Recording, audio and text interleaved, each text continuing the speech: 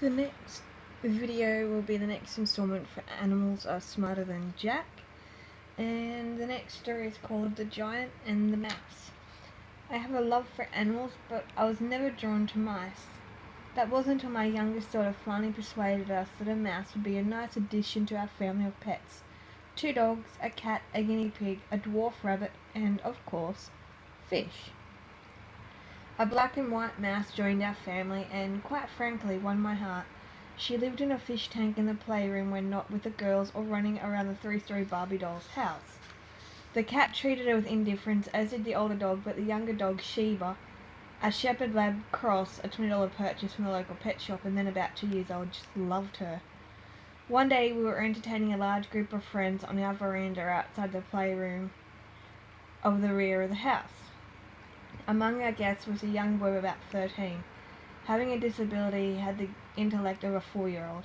From the moment he arrived, I could see that Sheba was on the alert. He did not understand the gentleness that is necessary with animals, and we had placed the fish and mouse in the garage out of harm's way. However, he would soon find them. I was outside and the full story was pieced together after the event.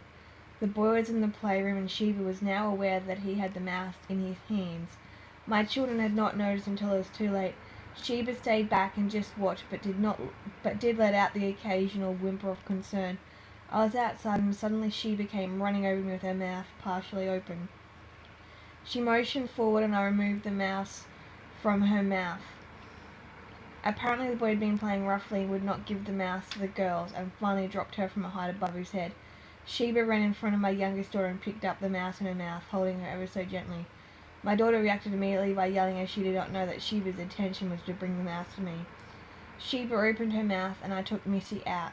We cared for her with Sheba watching closely, but the next day she died. Sheba was a little lost for a while, but realized her friend had been badly hurt.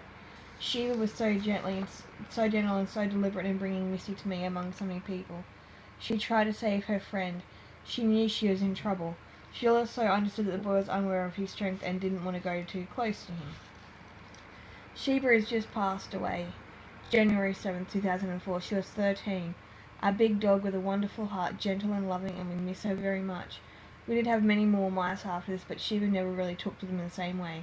Missy was special to her. So that is the next installment for Animals Are Smarter Than Jack.